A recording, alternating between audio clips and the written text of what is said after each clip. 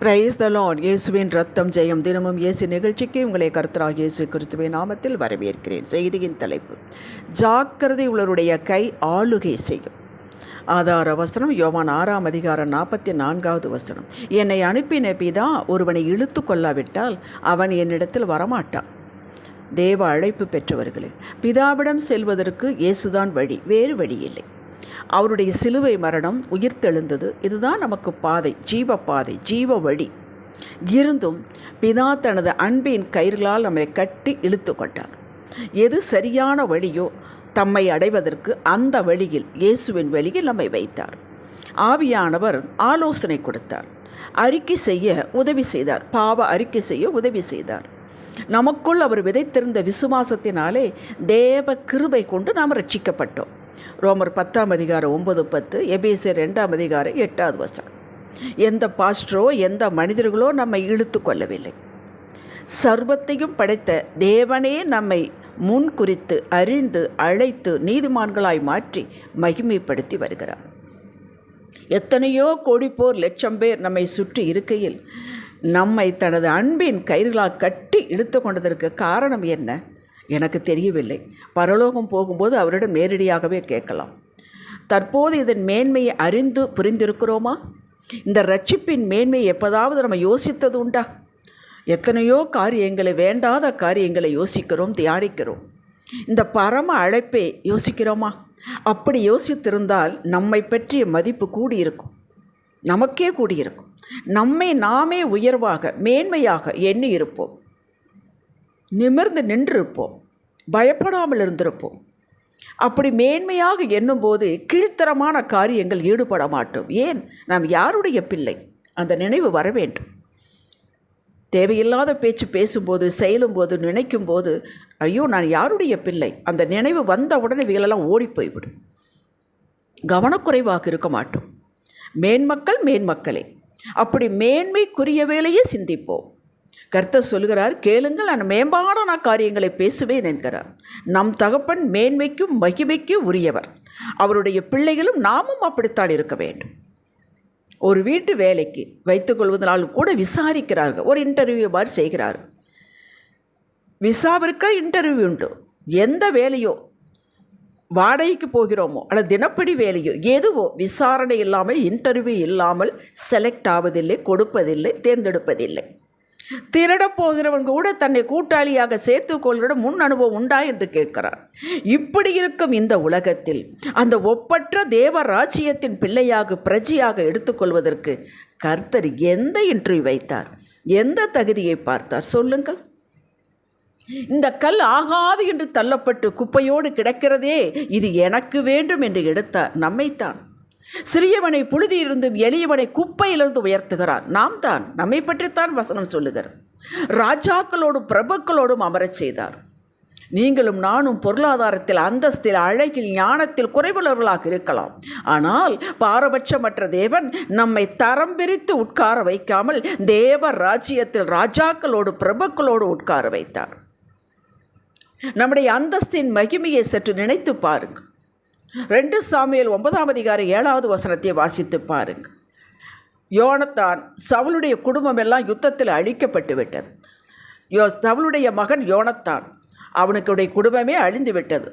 அவனுக்கு ஒரே ஒரு மகன் தப்பித்து கொண்டான். அவனுக்கு 2 கால்களும் உடம். மொத்த குடும்பமும் போய்விட்டது. எங்கேயோ யார் தயவிலையோ அந்த 2 காலும் இல்லாதவன் வாழ்ந்து கொண்டிருக்கிறான். தாவீது ராஜாவான உடனே அவனை அழைத்து வர சொல்கிறார்.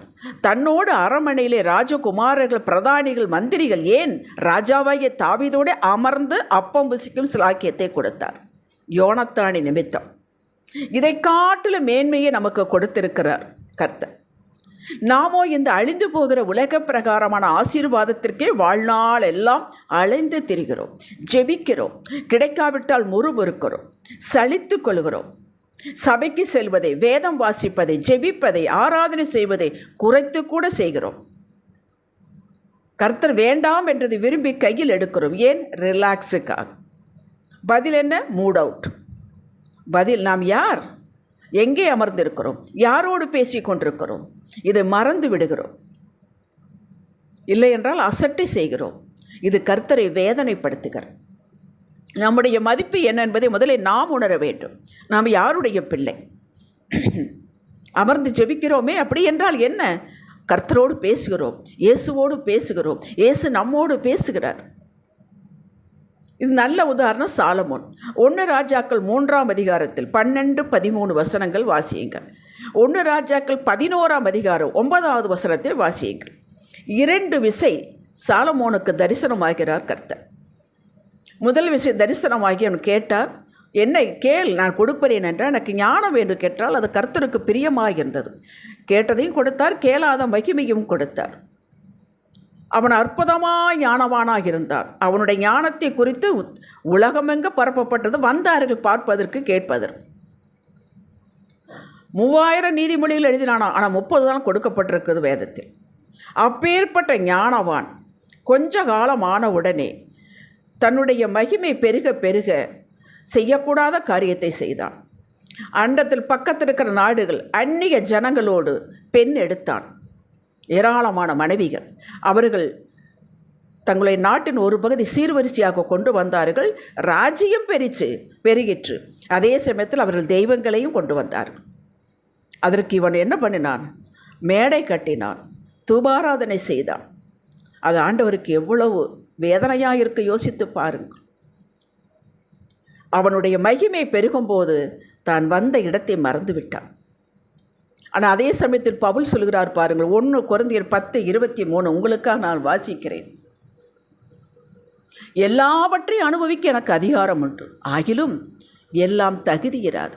எல்லாவற்றையும் அனுபவிக்க எனக்கு அதிகாரம் உண்டு, ஆகிலும் எல்லாம் பக்தி விருத்தியை உண்டாக்காது. கேட்டீர்களா? எனக்கு அனுபவிக்க உண்டு, ஆனால் இது பக்தி வைராக்கியம் உண்டாக்குமா? இது எனக்கு தகுதியா? இதன் தகப்பனுக்கு பிடிக்குமா என்று யோசிக்க வேண்டும். அது அவன் யோசிக்கவில்லை. அவனுடைய மகனுடைய காலங்களில் ராஜ்யபாரம் 2ஆக பிறந்து 10 கோத்திரம் 2 கோத்திரம் 2 கோத்திரம்தான் இவர்களுக்கு. 10 கோத்திரம் வேற வகை கை போய்விட்டது. எவ்வளோ வேதனை இது! நமக்கு கொடுத்த கிருபைகள், தாளங்கள், வரங்கள், உலக பிரகாரமான ஆசீர்வாதங்களை பெருகும்போது வழி விலகி போக வாய்ப்பு உண்டு. அப்படி போனவன் தான் சாலமோன். விரும்பினது கிடைக்காத போது, கொஞ்சம் பாதை கரட முரடாக இருக்கும் போதும் முறுமுறுக்க தவற வாய்ப்பு உண்டு. 2க்கும் வாய்ப்பு உண்டு. நாம் உயரும் போது நாம் வழி விலகி போக வாய்ப்பு உண்டு. நாம் கீழே போகும்போது, ஒன்றும் நடக்காத போது, வறட்சியாக இருக்கும் போதும் வழி விலக வாய்ப்பு உண்டு. அப்படி செய்தவர்கள் தான் இஸ்ரவேல் மக்கள். அப்படி அடிமைத்தனத்திலிருந்து விடுதலையாக்கி கொண்டு வருகிறார். 40 வருஷங்கள் போஷிக்கிறார். அவர்களுக்கு ஒரு குறையும் இல்லை. ஆனால் தாங்க விரும்பினதை கிடைக்கவில்லை என்று முறுமுறுத்தார்கள். சாலமோனும் அழைப்பும் தெரிந்து கொள்ளுதலையும் மறந்து தேவனுக்கு வேதனை உண்டாக்கினான். இஸ்ரவேல் மக்களும் தங்களை அடிமைத்தனத்திலிருந்து விடுதலை கொடுத்த தேவனின் மகிமையை மறந்து வேதனைப்படுத்தினார். 2 பேரும் வேதனைப்படுத்தினார். மாடு கொழுத்திருக்கும் போது அதன் கொம்பு கொழுத்து செழித்து வளருவதில்லை. மாடு இளைத்து போனது அதன் கொம்பு இளைத்து போவதில்லை. கொம்பு மகிமையை குறிக்கிறது. நம்முடைய வேல்யூ கர்த்தர் வேண்டாம் என்று ஒதுக்கி தள்ளிதனை நம்ம கையில் எடுக்கக்கூடாது. எந்த விதமான சாக்கு போக்கு சொல்லி கொண்டு எடுக்கக்கூடாது. தேவையில்லாத பேசக்கூடாது. மன்னித்து விட வேண்டும். கசப்பு வெறுப்பு உள்ளே வைத்திருந்தால் அது சரீரத்தை பாதிக்கும். மறந்து விடாதீர்கள். உடனே மன்னித்து விடுங்கள். கசப்பு இருக்கவே கூடாது.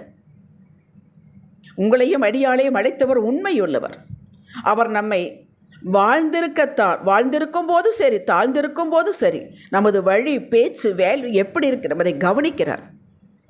யோபு வாழ்ந்திருக்கும் பொழுது வாழ்ந்த காலத்தில் மக்களுக்கு பலி செலுத்தினான். தாழ்ந்த காலத்தில் அறிக்கை செய்தான். கர்த்தர் யார் என்பதை அறிக்கை செய்தான். கர்த்தருக்கும் தனக்கு உறவு என்ன என்பதை அறிக்கை செய்தான். கர்த்தர்வனுக்கு என்ன செய்ய போகிறார் என்பதை அறிக்கை செய்தான். தாவீது வாழ்ந்த காலத்தில் சங்கீத இன்பமாய் பாடினான். தாழ்வு காலத்தில் காடு காடாக குகையாக அலைந்த காலத்தில் ஜெபம் பண்ணினான், விண்ணப்பம் பண்ணினான், மன்றாட்டு சங்கீதம் பாடினான். காலங்கள் மாறலாம், காட்சிகள் மாறலாம், நம்முடைய வேல்யூ மாறக்கூடாது. தேவ அழைப்பின் மகிமையை மறந்துவிடக்கூடாது. நாம் யார் என்பதை ஒரு நாளும் மறந்துவிடக்கூடாது. அந்த மகிமையின் பிள்ளைக்காகவே நாம் இருக்கும்போது, நம் மகிமையின் பிள்ளையாகவே நாம் இருக்கும்போது, கர்த்தர் உங்களை மகிமையின் மேல் மகிமை, கிருபையின் மேல் கிருபையை கொடுத்து உயர்த்துவார். அவருக்கு எவ்வளவு நேரமாக உங்களை உயர்த்துவதற்கு?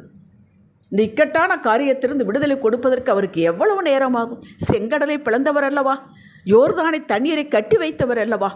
அவ்வளோ பெரிய எரிகோ கோட்டையை கீழே இழுந்துவிட செய்தவர் அல்லவா? எந்த புல்டோசர் வைத்து அடித்தார்கள்? அப்பேற்பட்ட தேவன் தான் நம்முடைய அப்பா. உங்களை உயர்த்த மாட்டாரா? உங்களுக்கு விடுதலை கொடுக்க மாட்டாரா? உங்கள் பிரச்சனையில் அவருக்கு தெரியாதா? நம்முடைய வேல்யூ விட்டுவிடக்கூடாது. நாம் அவருடைய பிள்ளை என்பதை எக்காரணத்தை விட்டுவிடக்கூடாது.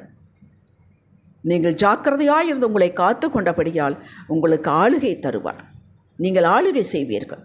ஜெபிக்கலாம். தகப்பனே, உயர்வோ தாழ்வோ அதை பற்றி கவலை இல்லை. இந்த 2 நிலையிலும் நீர் தந்த மகிமையை இழக்காமல், தேவ பிள்ளை என்ற மகிமையை இழக்காமல் ஜாக்கிரதையோடு காத்துக்கொள்ள கிருபை தாரும். இயேசுவின் நாமத்தில் பிதாவே. இன்றைய சிந்தனைக்கு, நான் பரலோக பிரஜை, பரலோகம் என்னை கவனித்து கொண்டிருக்கிறது, என்னுடைய குடியிருப்பு பரலோகத்தில் இருக்கிறது என்ற நினைவில் என் பேச்சு, அறிக்கை, செயல் இருக்கும். நான் ஒரு நல்ல உக்கிரக்காரனாக இருக்க விரும்புகிறேன். ஆமேன். ஹல்லேலூயா.